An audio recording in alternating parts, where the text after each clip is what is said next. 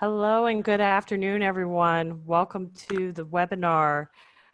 Before we get started, as everyone is entering in, we're going to have a little fun today. I'm going to launch a poll here for you. Today is National Burger Day, and so us here at ACT wanted to know, what is your favorite fast food chain burger? And again, as people are getting on, already got a lot of votes. This is awesome.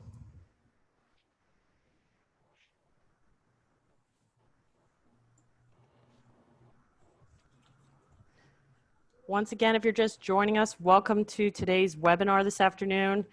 As you can see on the screen, today is National Burger Day. We'd love to know what your favorite fast food chain burger is currently.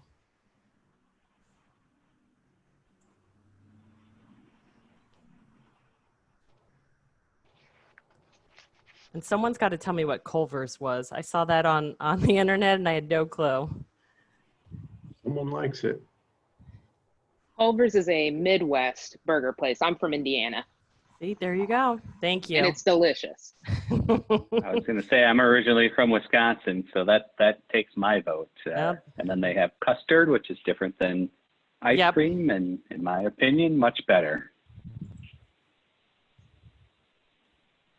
See, someone put in there that on the chat box already, in the other, butter burgers and frozen custard. All right.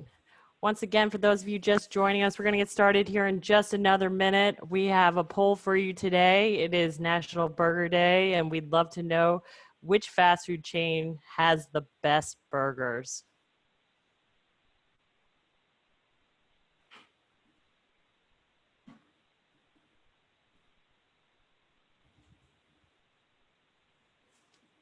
So far, Five Guys is taking it.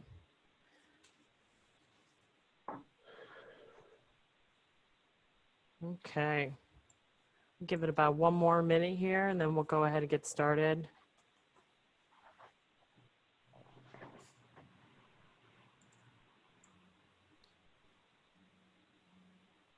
Okay. I'm going to go ahead and end the polling here.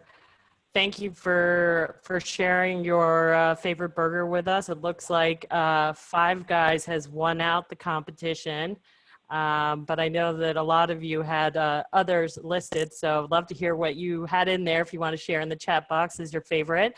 We're going to go ahead and get started right now. I want to say good afternoon and welcome. My name is Casey Murphy, and I am ACT's Director of Programs and Events. And I want to thank you for joining us today for ACT's second of two webinars this month, entitled Safe Shuttle Operations, Keeping Fleets Clean and Safe for Riders Post-COVID-19. I wanted, before we hear from our presenters this afternoon, I wanted to quickly take care of a few housekeeping items. First, all attendees are on mute during this webinar.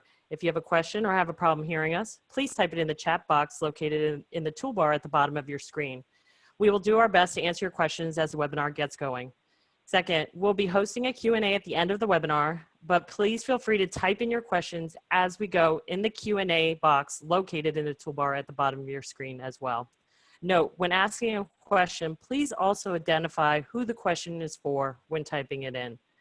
Finally, this session is being recorded, and we'll have the recording up on the ACT website within 24 hours after the presentation ends. Now I'd like to go ahead and introduce David Strauss, ACT's Executive Director, to give an update on what ACT currently has going on. David? Thank you, Casey. Good afternoon, everyone. With efforts taking place across the country to reopen work sites, we have another great and timely topic today, which has brought in quite a number of non-members and individuals that may be new to ACT. So let me take a quick moment to introduce you to who we are. As the premier association for TDM professionals, ACT's goal is to build a strong community of individuals and organizations working to advance and implement TDM at their work sites and within their communities. ACT is your organization for the latest information and best practices in TDM. During these challenging times, and it has been wonderful to see our members coming together online and via email to talk through ideas share insights, and help each other. If you're not yet a member, I invite you to join your colleagues and become a part of our community. And while you may never have considered yourself a TDM professional, if your job involves helping people get from point A to point B without using a single occupancy vehicle, guess what? You are a TDM professional. I guarantee you that ACT membership is highly valued and very rewarding. Before we get started, I wanted to take a quick moment as well to update everyone on some of the happenings at ACT. Yesterday, ACT released our newest resource supporting commuters returning to work sites during COVID-19. This great new resource was developed through the collaboration of more than 25 members who spent the past month sharing ideas that aim to make the commute back to work not just safe, but sustainable. We'll hear some of those tips today. I encourage you all to visit our website and download and share the document with your communities. As I'm sure many of you know, ACT has had to make the difficult decision to cancel our in-person international conference. In its place, we'll be hosting a 3-day virtual conference August 3rd to 5th that promises to provide access to the same great keynote speakers, even more content via on-demand viewing, a high-end virtual exhibit hall, and plenty of live networking sessions. And of course, our ACT National Award ceremony. Registration for the event will open on Monday, and we hope that all of you will be able to join us online. Lastly, ACT's More Through TDM legislation continues to advance through the outreach efforts of our members to add new co-sponsors to the legislation. This historic piece of legislation would, for the first time, integrate TDM within federal transportation policy and provide new funding for the development and support of TDM programs. I ask that all of you visit our website to learn more about it and to download a template communication that you can send to your members of Congress. And then lastly, do you have interest in potentially helping lead ACT? Next month, we'll be opening up our nominations for ACT's Board of Directors, including our officer positions. ACT's board plays an important role in establishing ACT's long-term strategic vision and advancing our new near-term strategies to achieve it. It is now my pleasure to introduce today's webinar, Safe Shuttle Operations, Keeping Fleets Clean and Safe for Riders During COVID-19. With many organizations starting to reopen, shuttle operators and their customers have been working together to put in place effective safeguards and protocols designed to ensure the comfort and security of drivers and passengers in a COVID environment. Today, our panelists will walk you through many of the actions being taken, from cleaning vehicles to implementing new schedules and creating new seating layouts. It's my pleasure to welcome and introduce our speakers. We have Elizabeth Tibbetts-Nuts, the Manager of Communications, Research, and Education for 128 Business Council, which builds privately funded public transportation services throughout the Route 128 West Corridor and beyond, as well as providing consulting services in a variety of transportation and planning areas. At 128 Business Council, Elizabeth develops and executes major data collection projects. She also develops educational modules for staff, member organizations, and the public, oversees all public-facing communications and design across multiple communication channels, and project manages many of 128 Business Council's consulting projects. She's a graduate of Princeton University and Harvard University. We have Paul Murky, who is the Transportation Services Manager, Transportation and Parking Services at Northwestern University. Paul's responsible for planning, directing, budgeting, and delivering safe, effective, and efficient transportation services to the Northwestern University community and its campus partners. In addition to managing day-to-day operations of the transportation services and promoting alternative transit options, such as ride-sharing and biking, Paul regularly meets with members of the campus community and the City of Evanston employees and communicates key issues and progress of transportation programs. Paul also oversees charter services for the campus community, including football and basketball games, game day shuttles, orientation, and welcome week activities and commencement. As Chief Commercial Officer for We Drive You, Tim Wayland oversees sales, marketing, and fleet. He brings more than 30 years of executive leadership in transportation solutions to this role, leading We Drive U's go-to-market strategy. He previously served as Chief Operating Officer for We Drive U, leading operations, fleet. Prior to joining We Drive U, Tim served as President and Chief Commercial Officer for ABC Companies, a bus and motor coach solutions provider. He led financial management at Greyhound Lines and the Savings Bank and was a senior auditor at Arthur Andersen and Company. Tim holds a Bachelor of Science degree in accounting from University of Northern Iowa, passed the CPA exam, and is a former board member of the United Motor Coach Association. And to kick us off, we have Bryan O'Connell, Senior Vice President in Western Region for ABC Companies.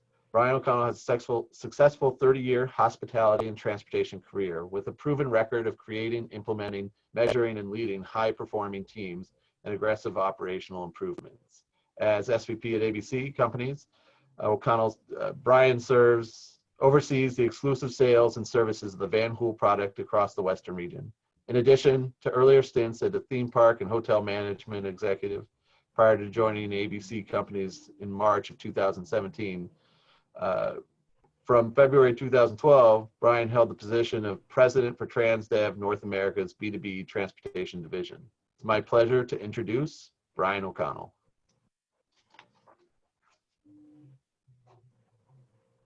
Thank you, David. Let me click over here real quick.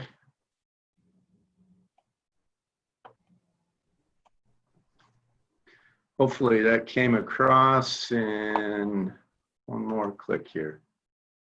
Yep. There we go. All right. So thank you, David. Thank you, Casey, as well. Jumping into this, telling you a little bit about ABC. We run, or we're the exclusive, we're the acting OEM in North America for the Van Hool motor coach product, which is a Belgium-based coach company. We've been successfully serving the commuter market for in excess of 10 years. Very large clients in the Silicon Valley, Seattle, and throughout the US.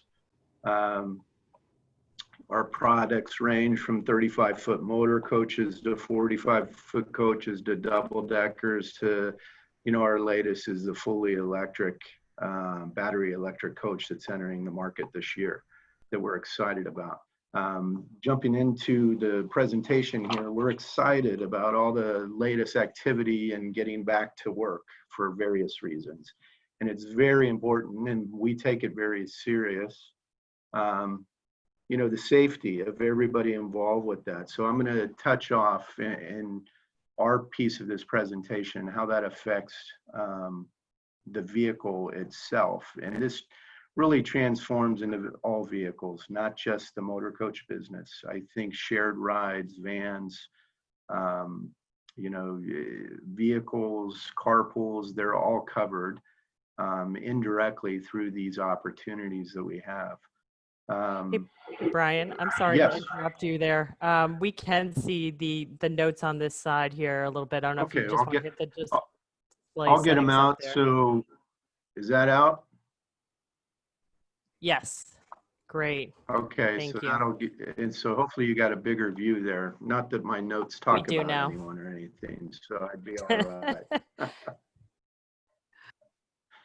right. So, I mean, something very important here is to reference APTA and CDC guidelines is important in everything that we do, and we suggest that you do that. There's a 23-page document. And in addition to this, as David shared earlier, I think just posted on the ACT website is the supporting commuters return to work sites that are many on the panel and throughout the organization participated over the last several weeks, I guess several weeks for me, and there's a group of you that started even sooner on that, and it's a great document to reference. So, and a lot of what's in there is taken from the APTA and CDC guidelines, but it's changing constantly. So be on the lookout for, or take the steps to take a peek at these documents.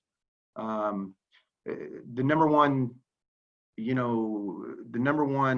recommendations that we take on all of this is to create a plan.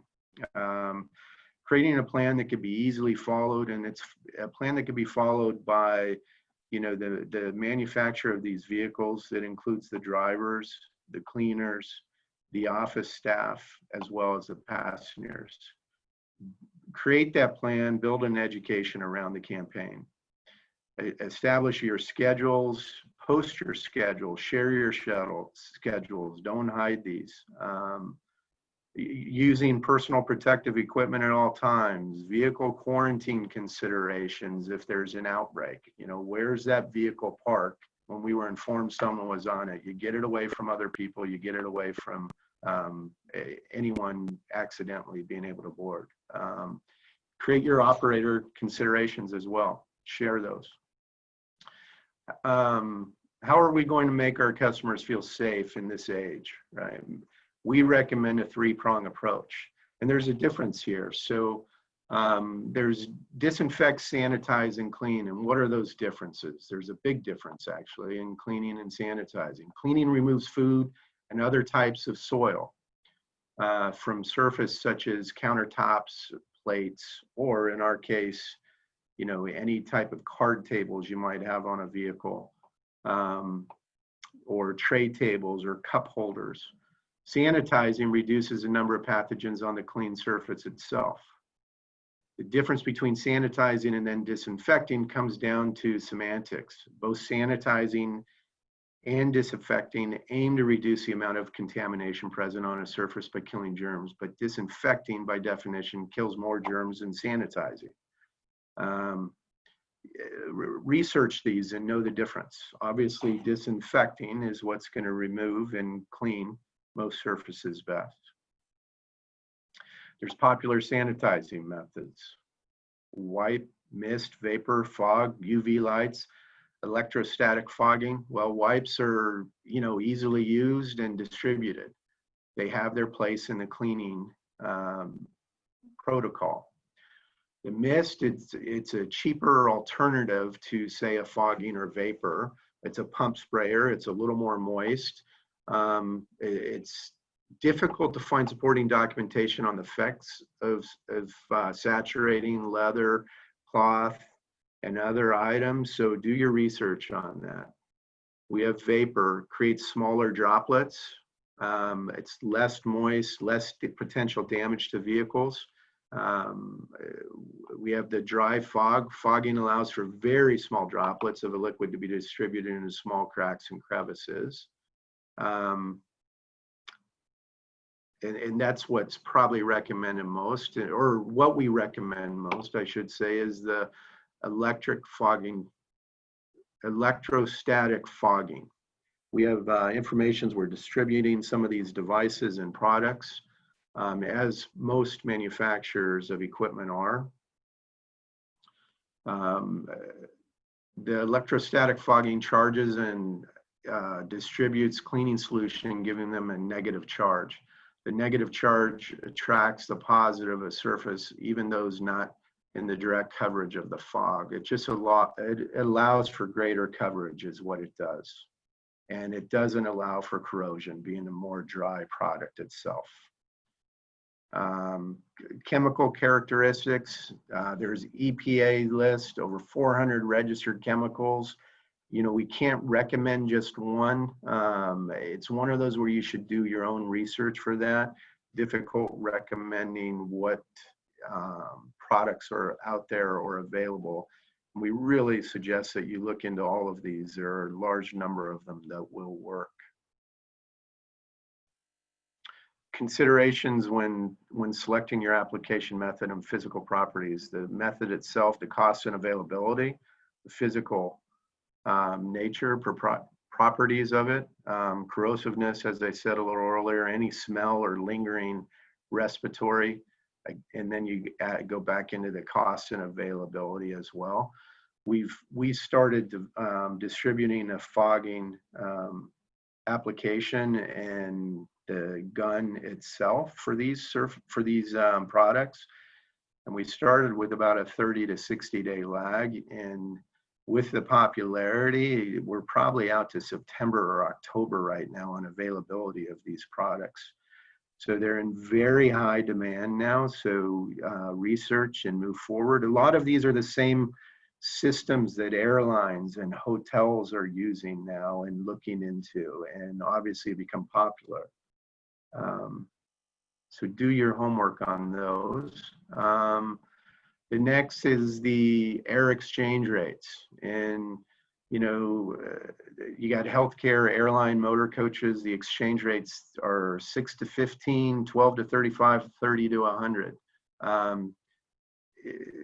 The next slide tells you a little bit more about these and utilizing filters for these exchange rate, the types of air filters in consideration for this on your vehicle. Every vehicle is different, but the filters themselves, you've got MERV filters 1 through 4 up to 17 through 20, with that being, you know, a HEPA filter, which is probably the best filter available with more than 98% efficiency. I know vans, motor coaches, cars from 1 on are available. 13 through 16 is easily available and usable on OEM or manufacturer products. The HEPA filter, we've actually installed one of those probably before COVID, actually. We have a client that was very interested in investigating and putting it out for their riders. And we delivered that vehicle, I'd say probably 6 or 8 months ago, and that vehicle is in use. It's very costly. It's a whole system and not just the filter itself. Going into what the MERV 6, you know, it's going to take care of lint, pollen, dust. MERV 8, a little bit more, and then the 12 on down to the 16, getting into that, you know, bacteria and viruses. The types of air filters and considerations, you read the manufacturer's guidelines to any vehicles that you have in place. Consider the MERV rating and whether it's washable or disposable at the same time. Efficient filters and UV light. Goes into our next slide here. UV lights and upgraded filters are excellent combination together due to the anti-microorganism mitigation and ease of installation and maintenance. So all of these are easy to install. This helps prolong the life of your system and can be useful outside even of a pandemic as well.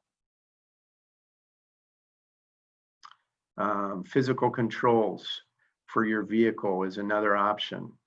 You can block off or remove seats, install a temporary standee line in the vehicle, utilize seating assignments, creating a reservation system, instruct the operators to monitor passenger loads, maximize your ventilation rates on your HVAC system, crack windows when possible. All of these can be used on any type of enhancement program. You know, in conclusion, it's information on the COVID-19 is constantly changing. So, I mean, it updates from week to week as we're putting documents together. Things are constantly changing. Become an educated buyer when you look at all of these systems or, you know, filters, UV lights. You know, UV lights within the vehicle are difficult, but UV lights are easy to install within your HVAC system. Affordable and easy, and the UV light kills it as the air moves through the filtration system that way. There are many approaches, but choosing what is best for you is very important. Reach out for help, and we'll all get through this together. I appreciate the time. And ABC is here to help and answer any questions at the end of this. So thank you, Casey. Thank you very much, Bryan. We appreciate that.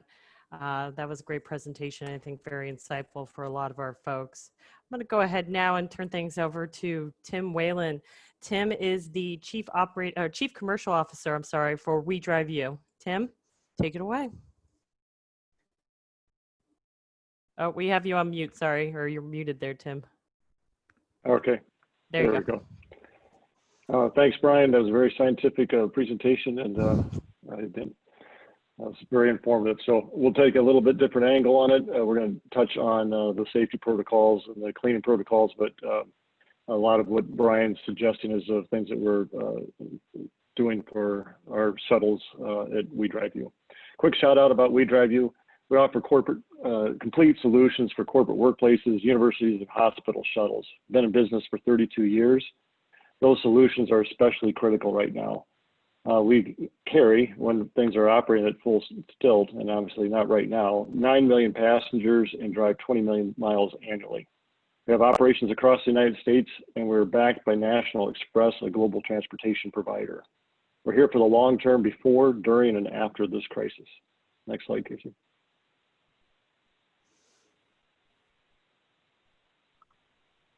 So we've got an incredible team right now working with some of the customers and operators that are still operating right now during this crisis. Hospitals, biotech, manufacturing, community shuttles still operating, serving essential workers, obviously at a reduced capacity. This time right now, though, has given us an opportunity to implement, refine, and learn lessons about that we'll share today. Glad to have everybody on this panel, and especially sharing the panel with our partners and customers. Next slide. So here's as in-depth as I'll get on the cleaning procedures, as I don't want to steal Brian's very good thunder there. What we're doing though right now is we posted a customer webinar a month ago about restarting programs so they could learn from each other and we can learn from them. We're staying ahead of the game with a 120-point checklist of protocols. We're developing new cleaning procedures, much of which Brian alluded to. We're following the COVID safety training for all of our employees, issuing masks and gloves to our drivers and managers. We have new seating configurations I'll show you in a moment, new boarding procedures and technologies, and we're conducting employee screening and wellness checks for everybody that's in operation. Next slide. That was good anticipation, Casey.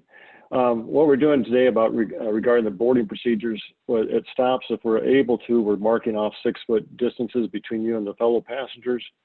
Having a touchless badging system so you can have your badge ready and the driver doesn't have to interact with that. And if possible, we'll board from the rear to the front of the coach, and on the larger vehicles, if possible, board using the middle or rear doors if it's available on those coaches. Next slide alludes to the seating capacity, some of which maybe you've seen. The top slide right here shows a smaller vehicle at 50% of capacity, and the bottom vehicle is a full-size motor coach with 6 foot of spacing. I'm going to touch on this later, but while this is safe and necessary now, and we're fully able to implement this, in a long term, it may not be cost effective. It's difficult to carry 8 people on a 52-seat bus and make it work out long term for a cost per rider. So the implications for everybody on this call right now who manage transportation for workplaces, campuses, and communities, and those of you who advocate for solutions in this region, in your regions. We will do what was necessary now. Hopefully when there's a vaccine or herd immunity, we'll be able to get more people on coaches and have a long-term sustainable program. The other thing we're doing is working with our partner TripShot. They have a reservation system that they just rolled out that manages capacity of the vehicles, maintains separation, abides by the social distancing policies, and enhances the rider trust and safety. So they know they have a seat on that bus regardless of what the capacity is. So what we're learning, 5 points here. Safety continues to be our focus. We have to be agile planners. As Brian alluded to, things change every day and sometimes every hour. We're experiencing incremental restarts with our customers, some at different levels. Some are going stronger than ever and continue to expand depending on what industry they're in. And other ones are going to start out slow and see how things go as people get comfortable with riding shuttles again. We need to validate these new protocols that we've discussed today, and early adopters are really the key in setting examples for other passengers. Getting people on board who are comfortable and understand that this is a safe option for them will allow other people to join them on board the vehicles. Alternative options, private shuttles at 50% of capacity or less, as we showed on that slide earlier. But this may require a supplemental fleet. So there could actually be a demand for additional vehicles if you want to carry the same number of people and have the less capacity. Also on-demand transportation services, picking up people when they need to be picked up and taking them. An Uber-type service provided in shuttle buses. Park and ride locations with last-minute mile shuttles to workplaces, and make the model expandable to reconnect transit hubs to workplaces if and when public transit adoption picks up. Seamless commuter experience. Reservations, as I talked about earlier. Curbside commuter ambassadors to help people with the boarding procedures. Virtual commute planning support. And then over communication. So one thing we've learned from our webinars and our daily discussions as a management team is we have to communicate with everybody, our own people, our drivers, and the future passengers. And it's great to have engaged strategic partners. The ACT community is on the webinar today, proactively sharing lessons like today's webinar, and staying positive. Next slide. So everybody may remember this slide and what we're really here for today. It's to take cars off the road and put them into vehicles, bikes, walking, working from home. Don't want to lose focus on what the mission is, taking cars off the roads by any means. Next slide is what our phased commuting return to work looks like. So in phase one, and these phases are not to be mistaken with the government reopening phases. New protocols to ensure passenger safety, comfort, and well-being. Visibility and employer return to work plans. Population density and reforecast ridership. And remodel route schedules and fleets. So we're right now just getting past phase one with our customers and starting into phase two. Phase two is pair multiple transportation modes, shuttles, and on-demand, as I alluded to earlier. Reintroduce riders to the new commute experience. Use the reservation technology I mentioned to manage the capacity.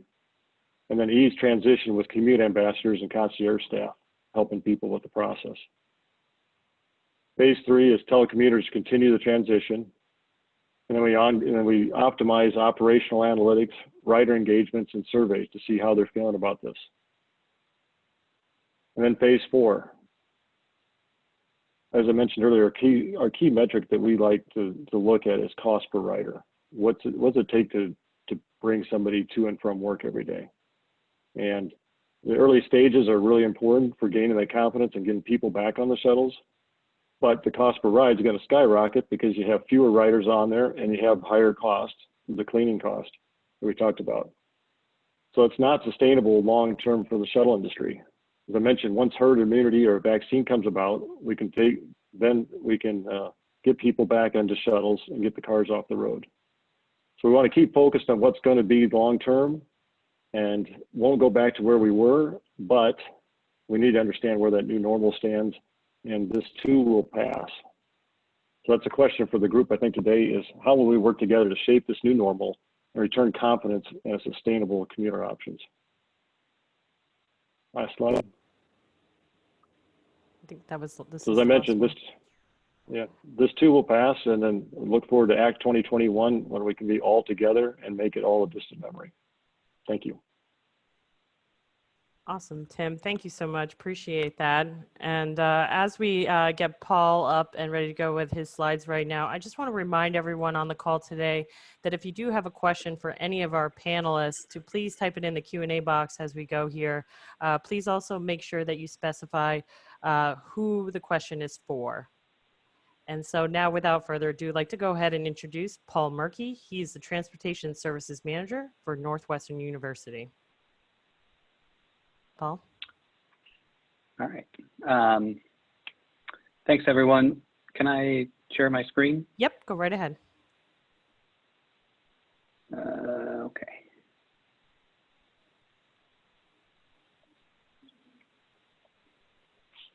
Perfect. You guys can see that, right? Yes. You can go ahead and start those. Yeah. All right. So I'm excited to talk about what we've been doing here at Northwestern in terms of our response, kind of the background in where we sit today. You know, there's a lot of new information coming out about the virus every single day and reaction. So I just want to preface this with, this is kind of what we're doing right now. I'm sure we'll be changing it as we go forward and the planning process continues. So just some quick background. We've got two separate campuses. One, our Evanston campus, the one you kind of always think about with Northwestern, north of Chicago. And then the Chicago campus, which is about 12 miles south of Evanston and in downtown Chicago. It's located at the north end of the Magnificent Mile, near Navy Pier, if you're familiar with Chicago. And so on our Evanston campus, we've got about 26,000 people, and then an additional 7,500 on our Chicago campus. On the Chicago campus, we also partner with 3 hospitals: Northwestern Memorial Hospital, Ann and Robert H. Lurie Children's Hospital of Chicago, and the Shirley Ryan Ability Lab.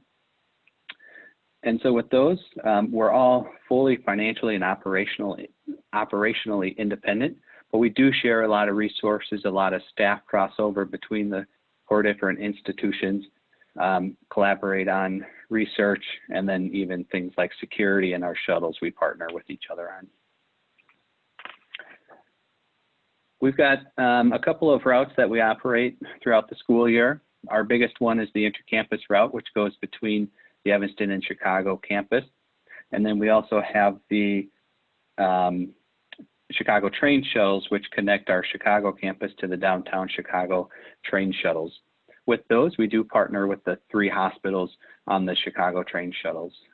Between those routes and the intercampus route, we took just under 1 million people last year on those. And then student-wise, we have 2 Evanston night routes and 2 weekend routes that we operate during the academic year when classes are in session.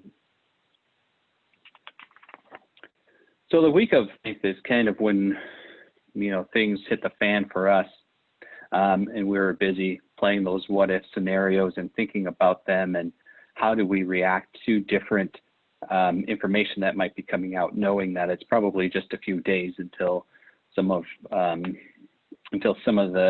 mandates come out. So initially, spring break was, we had events canceled initially and didn't do much on that. Overseeing charter services, I reached out to our campus partners that had booked buses and, you know, make sure that we needed to go ahead and cancel those. March 11th, spring break was extended and the start of spring quarter was pushed back. And so naturally, we don't run the student routes during spring break. So naturally, we just continued that reduction in service through the end of the new spring break.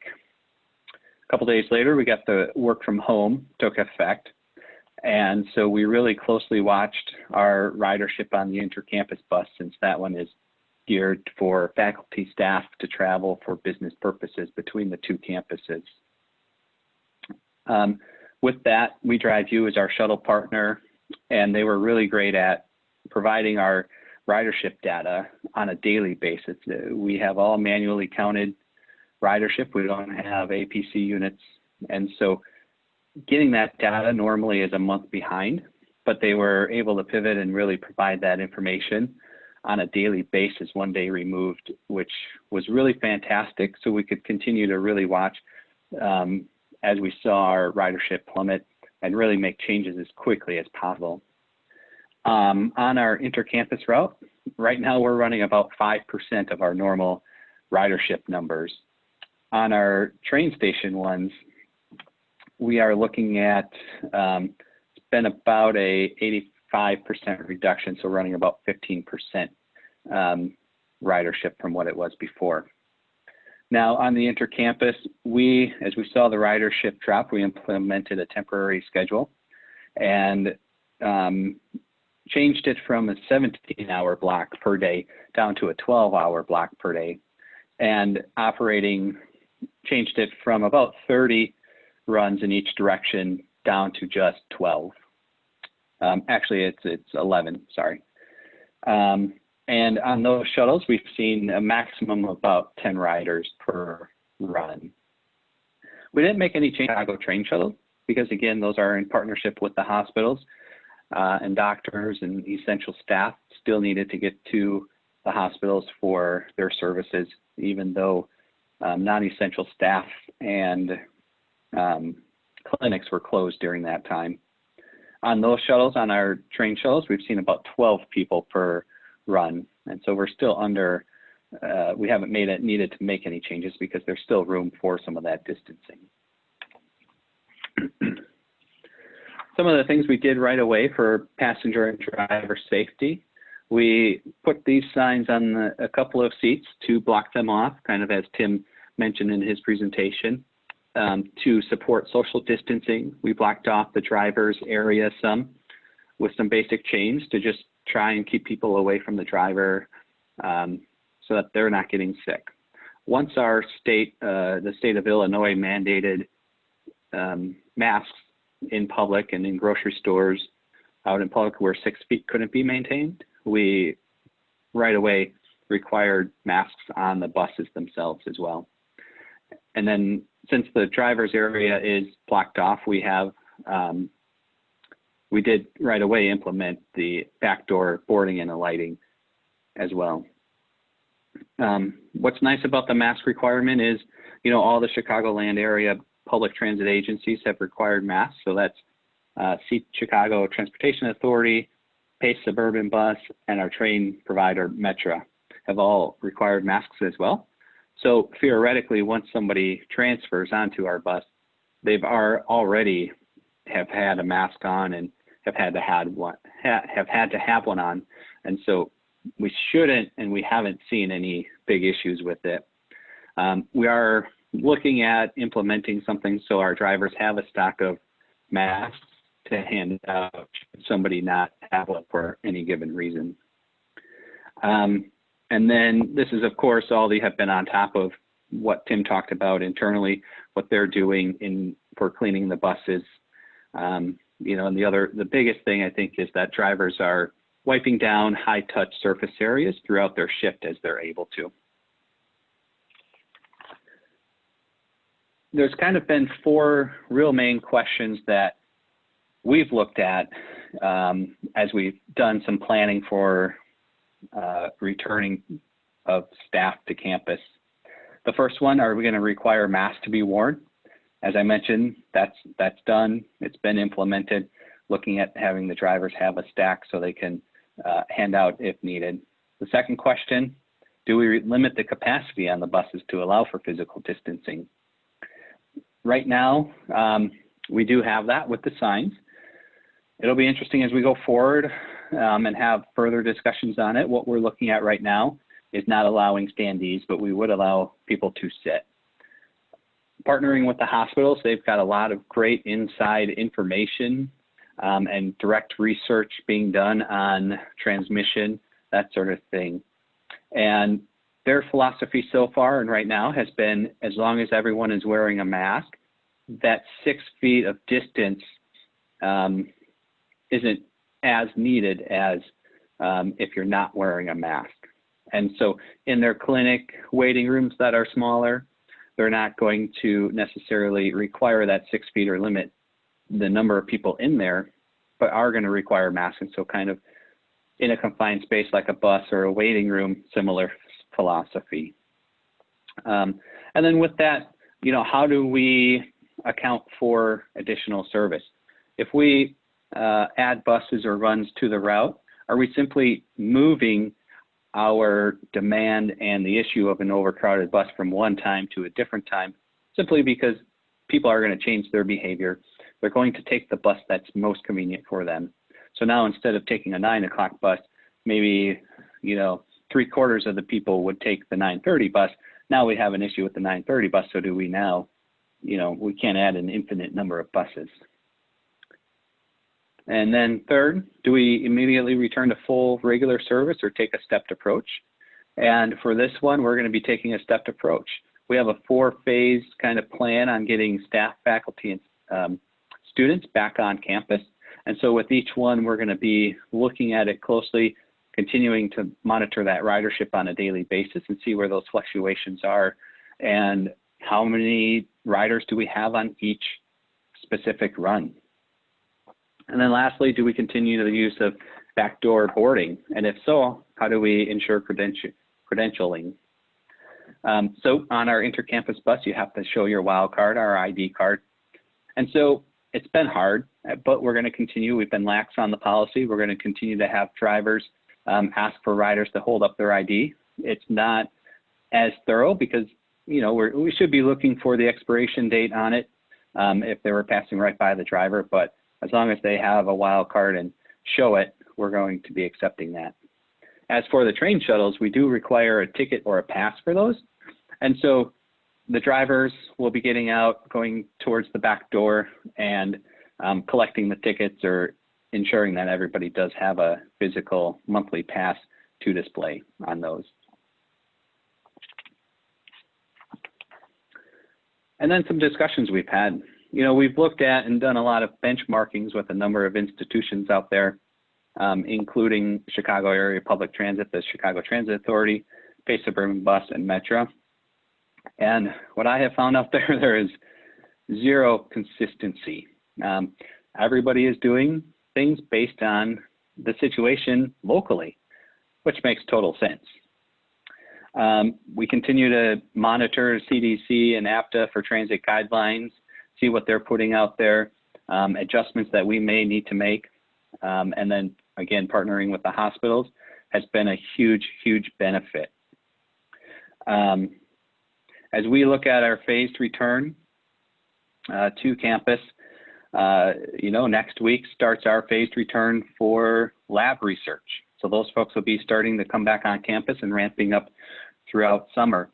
Late summer, we don't have dates, but I'm guessing around August, mid-August or so, we'll start to see non-essential staff returning.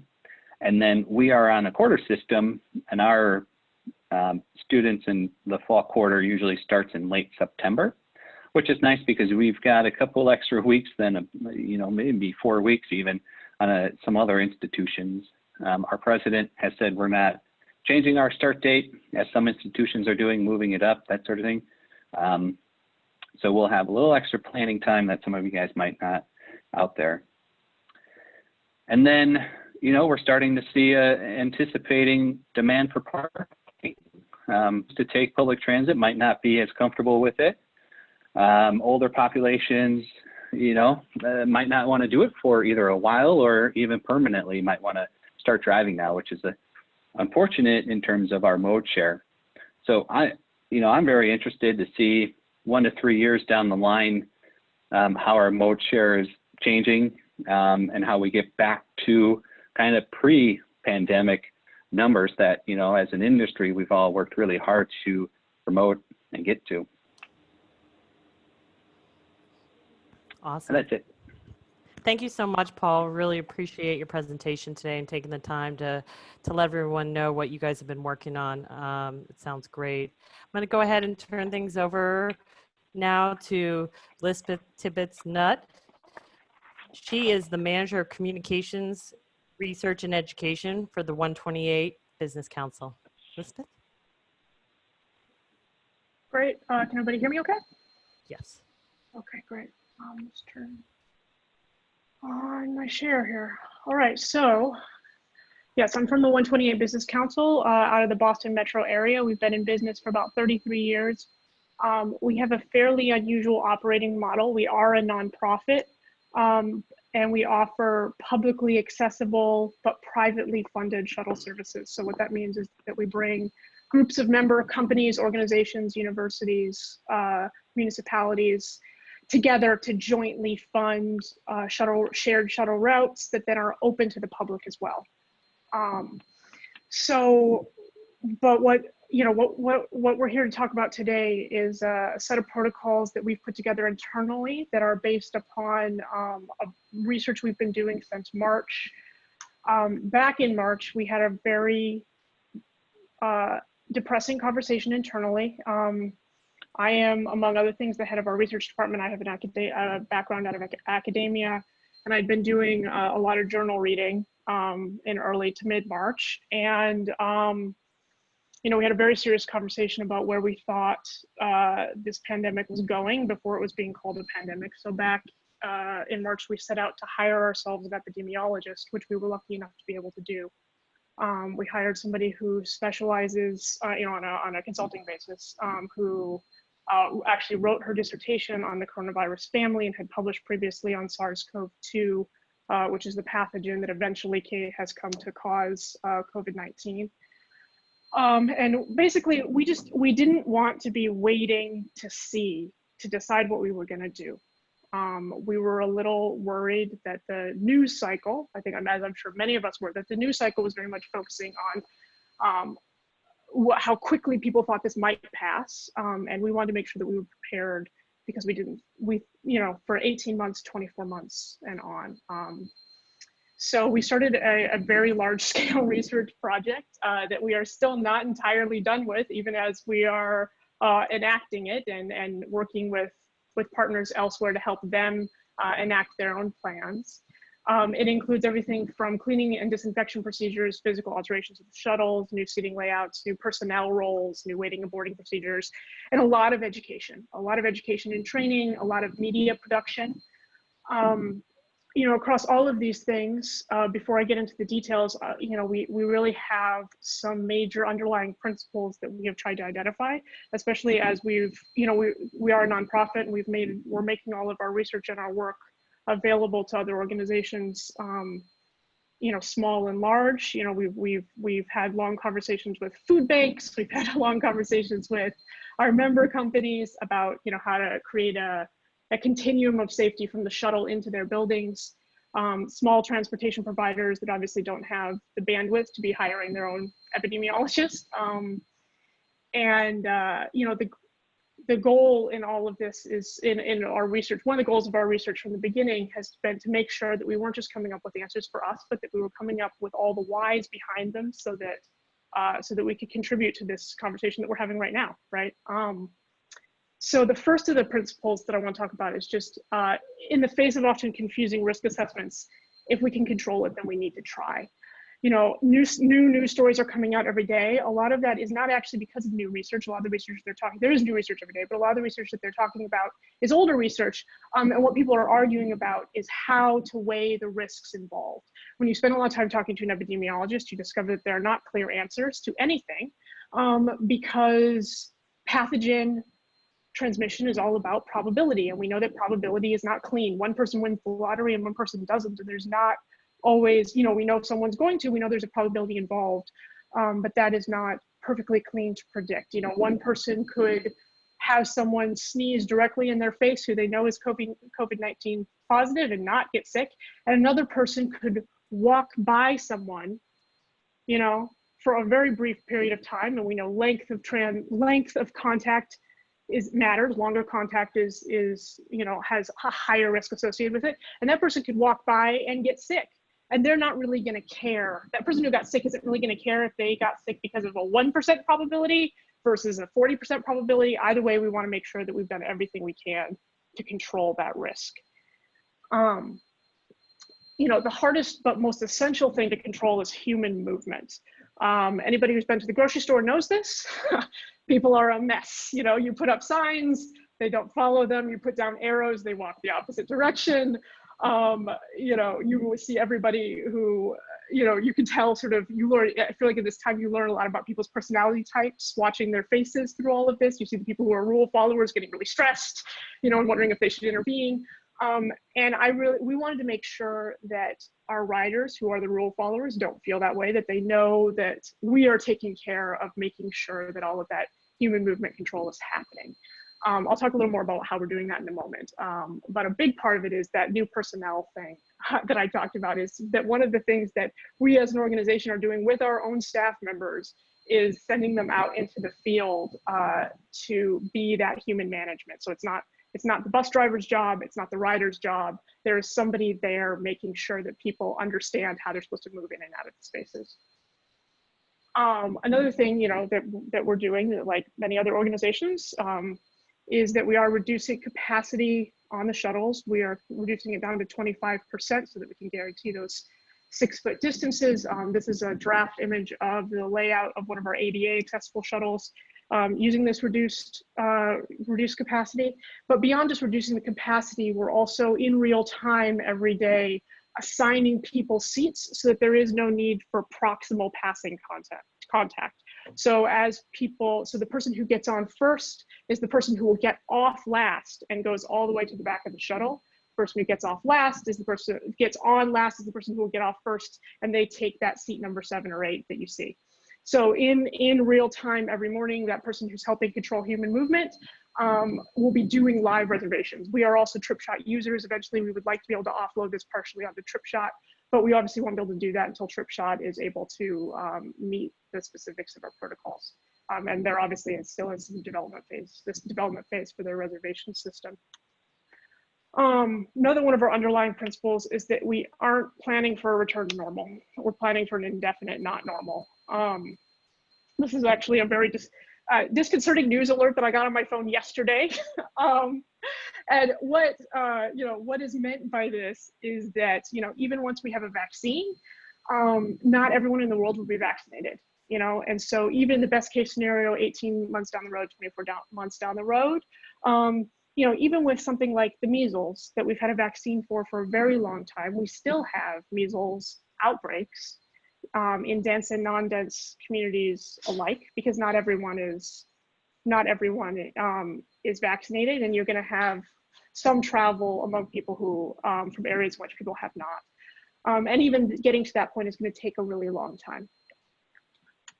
Another thing I want to say is that, one of the points of this article, if you read to the bottom and then follow some of the links to the scientists they're quoting, is just that people make better decisions if they are just accepting the reality that they're in, and maximizing their ability to react to it, maximizing their ability to deal with it, instead of thinking towards what they'll do when things are better. And so they found that, hospital personnel make better decisions, for example, when they are not thinking about when they won't have to do that thing anymore. Necessary redundancy. So this is a big one. This is an oxymoron. It's a little bit of a nerd joke. Necessary redundancy. So the idea is that everything that we're doing, the effectiveness of it should never be dependent upon that protocol alone, right? So our drivers wear masks, okay, but we know that masks are not 100% effective. So the mask needs to be, they need to have a mask and they need to be in 6-foot distance from people. You need both. If they can't be in 6-foot distance from people, then we put them behind a barrier. So as our riders board, they have to be closer than 6 feet to the driver. So we put them behind an actual physical barrier to deal with that. And, with our cleaning, it's several layers of cleaning, so that if somebody misses a whole seat, right, there's a second layer, there's a second round of cleaning that comes after it, and we know that ultimately that spot's not going to get missed. Humans are not perfect. And then this is also about sourcing and supply chain, right? So we've worked with our shuttle vendors. We work with multiple shuttle vendors to make sure, that we're on the same page about all the cleaning products that they're using and all of the personal protective equipment that they're ordering for their drivers. But we also ordered backup supplies of our own from other sources, right? So if there's ever a break in that supply chain, and actually we ordered from a bunch of different sources, because I think we all know how hard it is to get things at this time. So if there's ever a breakdown in any of those supply chains, we're not dependent on only one supply chain. Same thing, like the riders are required to wear masks. We have a mask law here in Massachusetts, but they will be continued to be, they'll still be required to wear masks even if that regulation lapses. But we also have backup on site. The staff on site will have it. There'll be backup on the shuttle. So if anybody ever shows up and they've forgotten, or they've destroyed their mask, or something has happened, we're not, again, dependent upon the rider themselves to make sure that they're following our protocols. We want to make sure that we have the most control over them possible. Thinking about the mundane details, this is really hard, right? So we all know that you need to not touch your face, right? You need to not touch the outside of your mask, not only for cross-contamination reasons, but your hand oil actually degrades the quality of the mask. So you really, but like not touching your face is really hard, you know? And so we actually, you know, went back and looked at some video of drivers and we watched ourselves and stuff. And one of the biggest points is almost all of our drivers wear sunglasses. I wear glasses, right? If you wear sunglasses or glasses, it's very hard not to touch your face because they're constantly in the wrong place. You also know that if you're wearing a mask, your glasses are probably getting fogged up. So all of our drivers will have driver kits that include all like backup PPE and all of that. But one things that we've added to those driver kits is Nerd Wax, which is this great product. This isn't an advertisement for Nerd Wax, but it's a great product that you just add to your temples, the temples of your glasses to keep them from slipping, so you're not constantly having to do this and cross-contaminating. Well, our drivers are required to wear gloves, so they'd be, you know, subjecting their gloves to cross-contamination. And then also cleaning wipes to help cut down on the anti-fogging cleaning wipes so that we don't have to worry about a safety issue, so they're not having to take their glasses or sunglasses on and off to clean them off. Little things like that. Procedure, right? So it is not good enough to give people PPE. You have to train them how to use it. I mean, there's a reason that nurses have to go to school for so long, and now unfortunately the rest of us, you know, in the public are having to catch up with so many of the things that they go to school for a really long time to learn how to do. So, you know, all of our drivers have to wear masks and gloves. Specifically, our drivers need to wear masks with a filter, and you know, a couple of different kinds of options for particular gloves. But we're also training them how to use it. So we have how to use those PPE properly, how to not, you know, because someone in PPE who has a sense of confidence from that PPE but doesn't know how to use it properly is actually a greater risk than someone not wearing the PPE at all. When we first started talking to our epidemiologist, before all the regulations came out about having our drivers wear PPE, she actually didn't want us to because she was so worried that that would actually make them do things that were more unsafe. So like if you put people in gloves, they think they're safe and then they touch everything, right? Or they don't know how to take the gloves off cleanly without potentially exposing other surfaces, things like that. So, you know, we have what's here on the right is the draft guide for cleaning and sanitizing our shuttles between runs. So every time a group of riders gets off the shuttle before it goes to pick up another group of riders, all of the shared surfaces get cleaned and sanitized. And so this is a set of instructions that all of our drivers will have. They'll have it laminated so that itself can be sanitized, but just to remind them to make sure they're doing it the right way, right? Education. It's, you know, I think I've already been hitting this whole time. You know, we've been working with our design team to create our own materials to make sure that our riders know what to do, our drivers know what to do, our shuttle attendant knows what to do, and that we aren't just giving them instructions, but we're showing them what we mean, right? So, you know, our actual protocol for our riders is not just that they're wearing a mask, but they're wearing it properly. So if we're going to say you have to wear it properly, then we need to show them what wearing it properly means. Yeah, right? It wouldn't be fair to say that a rider can't be assigned a seat without properly wearing a mask if we haven't shown them how to properly wear a mask. So, and then this is another one of our diagrams. What we also realize is that a lot of people don't actually know how far 6 feet is, and so this is a sign that's that'll be up on our informational. Our informational signs in all of our stations and on our shuttles, giving people trying to help people with a mental image of what 6 feet is. It's about the size of it's about the length of a bicycle away from you, or it's about the length of a bed away from you. I found that the bed is more effective because a bed for some reason feels bigger to people than a bicycle. So if you say a full-size bed, then they tend to back up more. All right, so I'm going to go through these a little faster because a lot of these overlap with things that other folks have said. So cleaning protocols.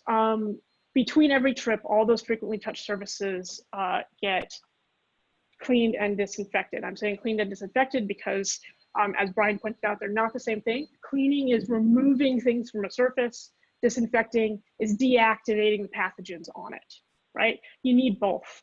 Beyond just gunk from cleaning, one of the more disgusting things that we learned from our epidemiologist is that even things like a virus that are not technically alive can still form, still do form, not just can, but do form what's called biofilm over surfaces, which is a structure where all of the cells stick together. They stick to other viral cells, they stick to other pathogens, they stick to just the gunk that's in the world.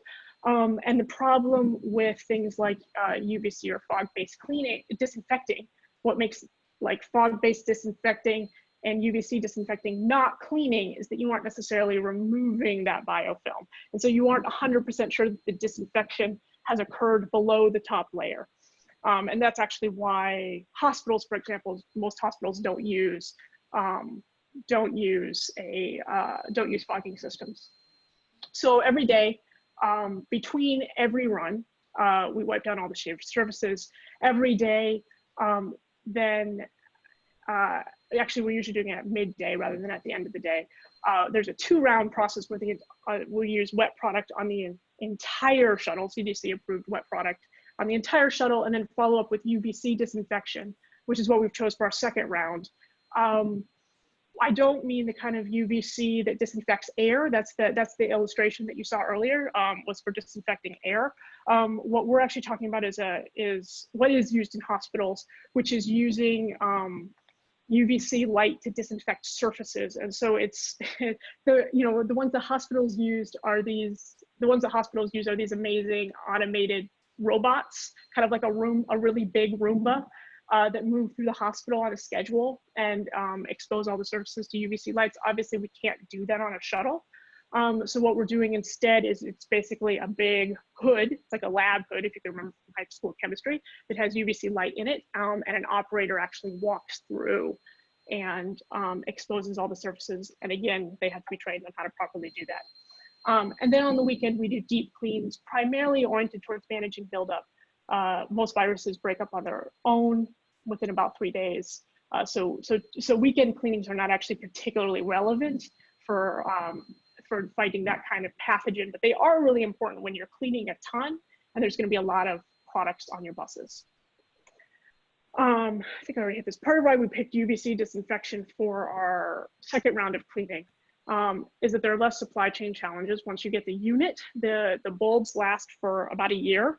So then you have to worry about them running out and not being able to get them.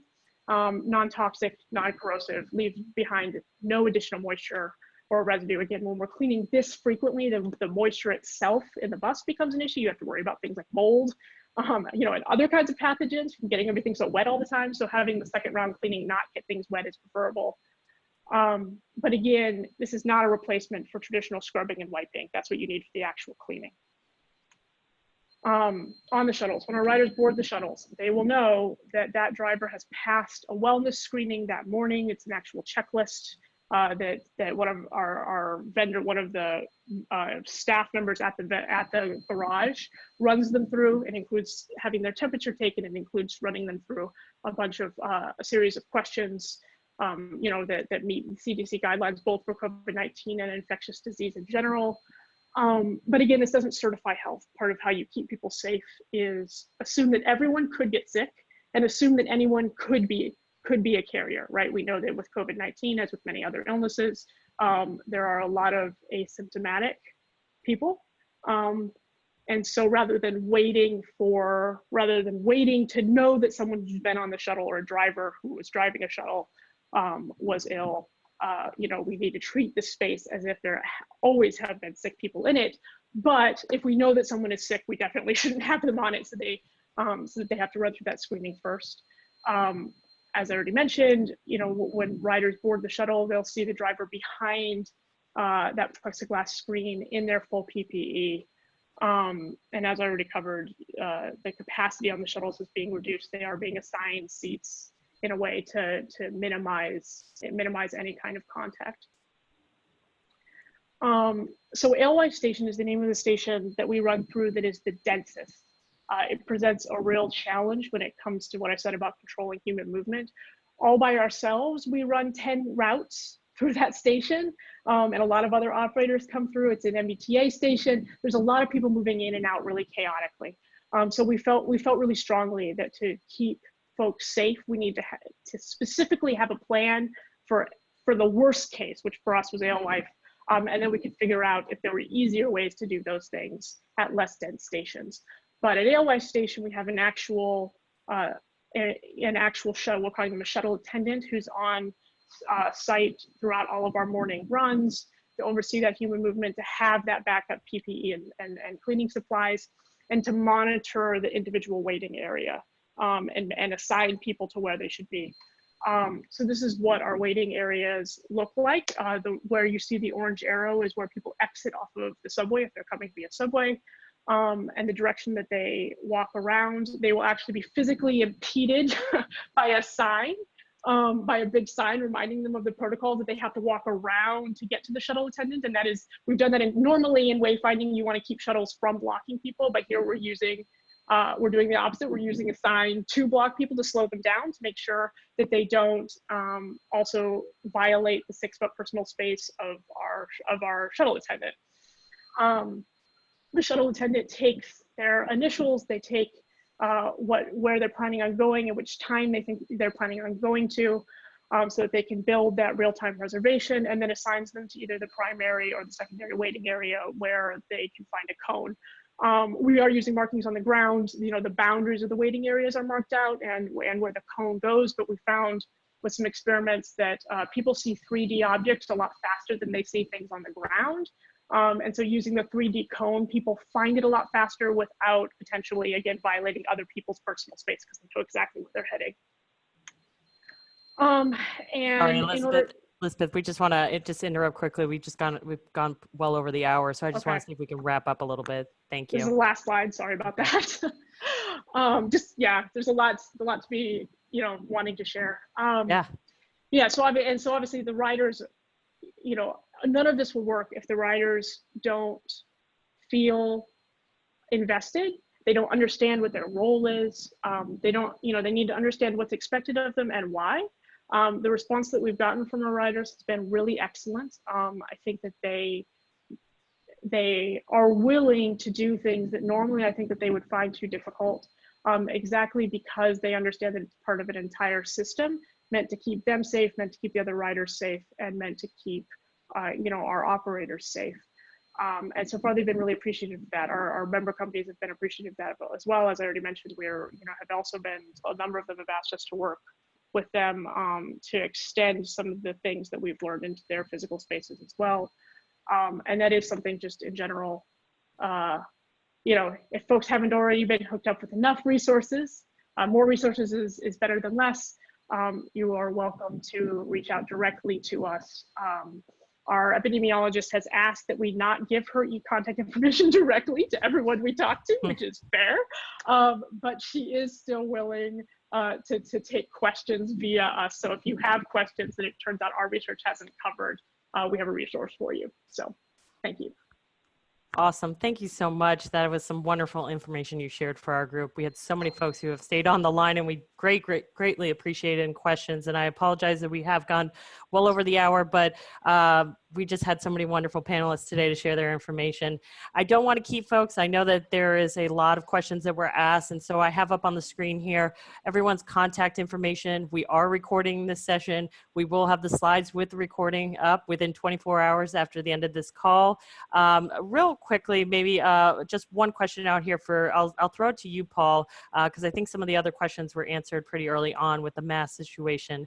But this one, someone had asked that you mentioned clinic waiting rooms and not doing 6 feet if people have on a mask. Do you know if they are limiting the time those people are in the waiting room? For example, people can sit 3 feet with masks on for no longer than 30 minutes. So are you thinking about exposure time this way for the buses? The good thing is our train shuttle routes, the commuter route is, it's about a 20-minute ride between campus and the train station. So even with some traffic, we would rarely hit that 30-minute mark, which is really great. In terms of, the clinic is trying to be as efficient as they can with their waiting room and ensuring that people aren't too close for too long of a time either. Okay, great. Just one more, this last question, just try to get all the panelists here. How are passengers reacting to rear boarding, especially if they are first in line? What is the feedback on reservation systems? You know, maybe I'll start with you, Paul, and then we can throw it around to the rest of the group if anyone else has input. Sure. We don't have any reservation system. In terms of rear boarding, we haven't had any feedback in terms of, you know, somebody being mad that they were first in line, now rear boarding, they end up being last in line or anything like that. What's been helpful is that we are such low ridership that it hasn't been an issue. As staff come back, you know, it's something that the first couple of times, I'm sure we'll get a comment or two back to us about it, but beyond that, you know, they'll adapt. Lisbeth, do you have anything to add to that? I don't think so. I mean, I think since we aren't giving out seats on the basis of arrival and they aren't lining up, they're in a separate waiting area, then they actually get called on, right? It's a little bit different of a setup. Tim or Bryan, I don't know if you guys have seen anything with your organizations and clients to maybe add to that. I haven't heard anything firsthand, but I would agree with what Paul was saying. I think at this point, there's limited ridership, so it's not a big issue. Okay. Once you get a full coach and you try to do the same thing, it might be a little bit different situation. Yep, exactly. Yeah, in our product, all of our product has two-door availability. So we've been around it a long time. And what we've seen and heard recently is time will tell, meaning early on right now, everybody is understanding. It's kind of to be expected that there's glitches and changes, but how long are they going to be understanding is the real issue, right? The unknown at this point. Yep, absolutely. Okay, thank you. I appreciate that. And as we close up here, I want to thank all of our panelists again. You were absolutely wonderful. We had so many people stay on the line, which we really appreciate. And I apologize that we did not get to every question. I know, Elizabeth, you had a bunch here at the end. But we will have the recording for you up on the ACT website within 24 hours after. And we will do our best. Please reach out to any of the panelists if your question did not get answered. And we thank you all again, and tune in next month. We'll have a couple of webinars live for you once again. Thank you all.